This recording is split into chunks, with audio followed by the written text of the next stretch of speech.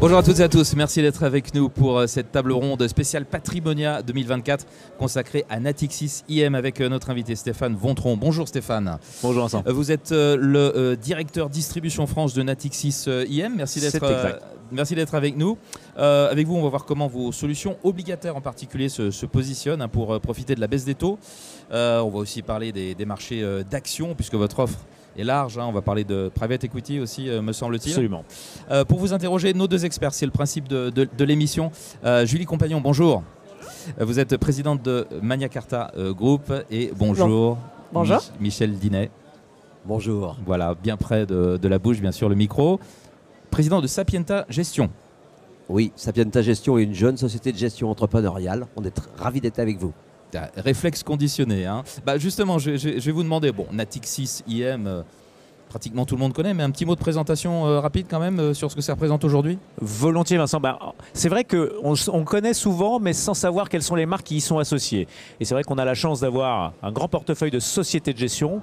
On a plus de 1200 milliards d'actifs à l'heure actuelle. Et en fait, l'originalité du modèle, c'est d'être un grand acteur de la gestion, mais qui va proposer cette taille et cette pérennité dans la relation, puisque justement on est assis sur un grand groupe bancaire, mais emmené avec des expertises particulières, portées par des marques spécifiques sur chacun de ces segments. Donc c'est pour ça qu'on aura l'occasion aujourd'hui de parler de plusieurs de ces marques. Absolument. Allez, le débat est lancé. Julie, votre première question s'il vous plaît. Si on parle de marché obligataire, est-ce que vous pouvez nous dire comment la baisse des taux d'intérêt influence les obliques sur le marché?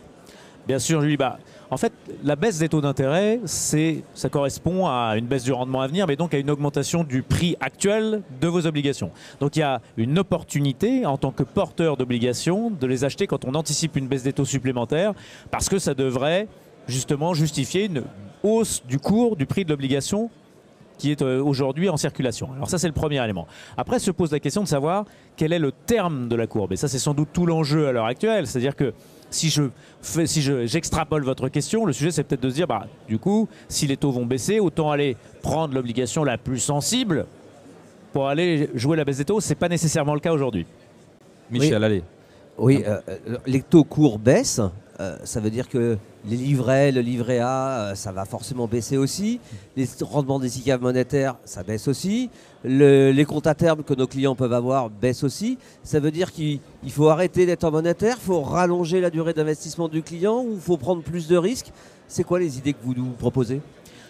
Justement, tout ce qui est indexé, en fait, au taux court, est amené à baisser, comme vous le dites très justement. Et donc tout le sujet, c'est... Alors, ça ne veut pas dire que le monétaire n'est plus attractif. Objectivement, sur les niveaux actuels... Ça va peut-être pas baisser si vite que ça, finalement. Tout dépend de l'amplitude de la baisse, de la rapidité de la baisse. Le fait est que dans les conditions actuelles, le monétaire reste relativement attractif. Mais pour certains usages. Et en fait, cette baisse des taux, elle amène quand même à ramener un peu de prime de risque et donc un intérêt croissant à prendre un petit risque supplémentaire. Ça ne signifie pas forcément qu'on doit aller chercher très loin sur la maturité, parce que je pense que vous l'avez en tête, la courbe des taux est assez plate en réalité. Elle est même relativement inversée avec des taux courts qui sont supérieurs à l'ensemble du reste du terme. En gros, ça descend jusqu'à 2 ans et après c'est relativement plat. Donc l'idée, c'est de trouver le bon endroit pour se positionner sur cette baisse des taux et pour justement capitaliser sur ce mouvement de baisse qui n'aura pas nécessairement lieu sur l'ensemble des maturités de la courbe. Julie, je vous laisse poser votre prochaine question. Est-ce que vous pouvez nous donner les atouts d'un fonds de private equity evergreen dans un contexte comme celui qu'on connaît actuellement? Si je fais le lien avec les taux d'intérêt, alors bien évidemment, on a intérêt à prendre des positions un peu plus longues sur les taux. Et si on extrapole cette baisse des taux, justement, on parlait de prime de risque à l'instant, elle va amener quoi? Elle va amener justement à plus d'intérêt à aller déployer du risque sur des actifs qui justement ont des primes de risque qui sont en croissance à l'heure actuelle. Et donc, de ce point de vue-là, on peut avoir un intérêt à se reposer la question du private equity qui peut être aidé, accompagné avec du levier moins cher pour les entreprises. Donc ça c'est évidemment attractif de ce point de vue-là. Et puis aussi, qui dit baisse des taux, dit justement un plus fort écart, un plus fort différentiel de performance à venir entre des actifs risqués et du low risk. Donc du coup, ça draine des capitaux et l'intérêt qu'on peut avoir de le faire dans un format evergreen, permanent, c'est précisément de se dire, en fait, on en fait une brique d'allocation. La problématique du private equity en règle générale, dans son accès, c'est justement l'aspect millésimé. Et donc, quelque part, le fait qu'on capitalise certes sur l'historique, la compétence d'une équipe de gestion, mais sur laquelle, en fait, l'historique de performance n'est pas très lisible. est très tributaire de la date de lancement et de la date de levée. L'idée, c'est de lisser cet élément-là et de pouvoir proposer toujours sur l'étagère un outil d'allocation d'actifs qui puisse donner, délivrer dans la durée la performance du private equity, mais qui puisse permettre aux investisseurs de faire évoluer leur position en private equity et donc d'allouer plus ou moins de capital de manière assez lisible. Michel Dinet, le private equity ou rapidement, autre classe d'actifs? Evergreen, ça veut dire ouvert en permanence. Permanent, absolument. Donc ça veut dire que c'est plus facile pour un investisseur privé, même dans son assurance vie, ça rend de la liquidité au private equity, c'est ça l'avantage? Absolument, l'idée c'est d'offrir de l'accessibilité. Alors on n'est pas magicien, c'est-à-dire qu'un actif dont le sous-jacent est illiquide reste par nature assez illiquide. En revanche, par la diversification, par la construction du portefeuille, par l'accès à différents types d'actifs, c'est-à-dire on peut aussi acheter des portefeuilles secondaires, donc qui sont déjà relativement matures, et donc sur lesquels on devait avoir des tombées de liquidité, des tombées de cash à plus courte échéance. En combinant ces éléments, on peut arriver à avoir un schéma de liquidité intercalaire qui nous permet de proposer des fenêtres trimestrielles sur ces actifs sans dénaturer, sans détériorer la qualité du sous-jacent. C'est ça qui est très important. Le casse-tête est là. On a la chance, avec notamment un acteur comme Flexstone, d'avoir des experts en la matière qui peuvent proposer ce type de solution. Julie, on passe à une autre classe d'actifs Oui, absolument. Ouais. Quels sont les atouts d'un fonds de smart beta qui intègre des ETF?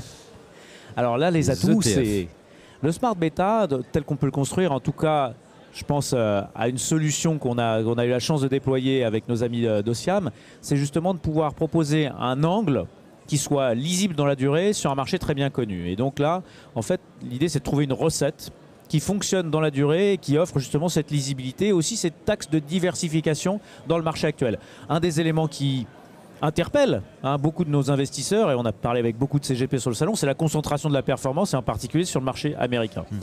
Une des clés de lecture, c'est de se dire, en étant très méthodique, en partant de la valorisation, de manière relative, pas absolue, on va identifier quels sont les secteurs qui, par rapport à leur moyenne historique, sont les mieux valorisés, sont les plus faiblement valorisés, donc les plus attractifs par ce prisme.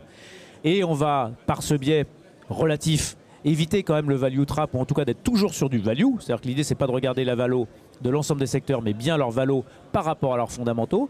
Et au sein de ces secteurs, on va en conserver 5, et on supprime celui dont le momentum de résultat est le moins bon.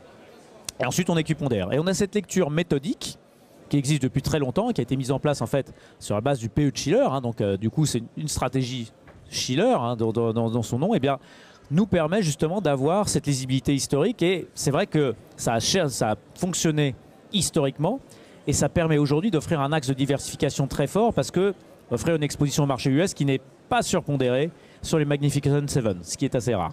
Michel, une question sur la stratégie Shiller justement?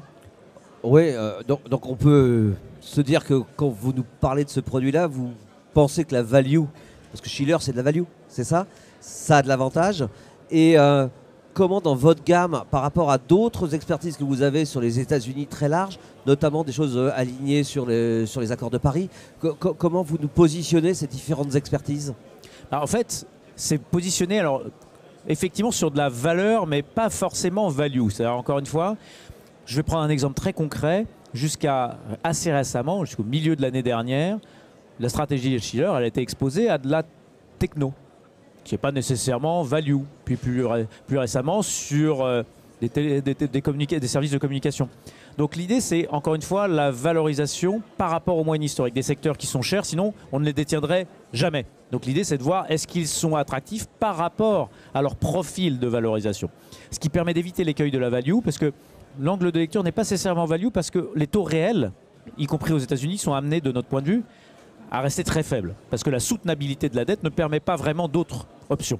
Et donc, l'idée, c'est d'avoir une grille de lecture valorisation sans qu'elle aille trop loin sur la value. C'est un petit peu comme ça qu'on l'articule. Et effectivement, ça nous permet d'offrir aussi un autre angle d'attaque par rapport à des stratégies qui sont, elles, plus axées sur de la croissance, qui reste une conviction de long terme pour nous, mais qui, en revanche, appelle à un écueil, et notamment sur le marché américain, justement ce fameux sujet de concentration. Or, en tant que gestionnaire d'actifs, une des valeurs que l'on doit proposer, c'est également des axes de diversification. Pourquoi?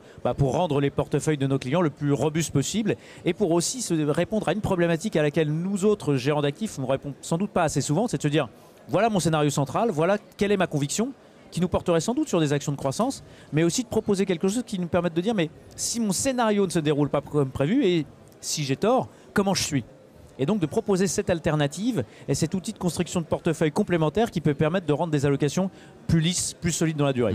Il nous reste 2 minutes environ, le temps pour 2 questions. Julie, Michel. On est aux États-Unis, on est donc en dollars. Le dollar, c'est un risque de change ou c'est une vraie diversification? Les deux, mon capitaine.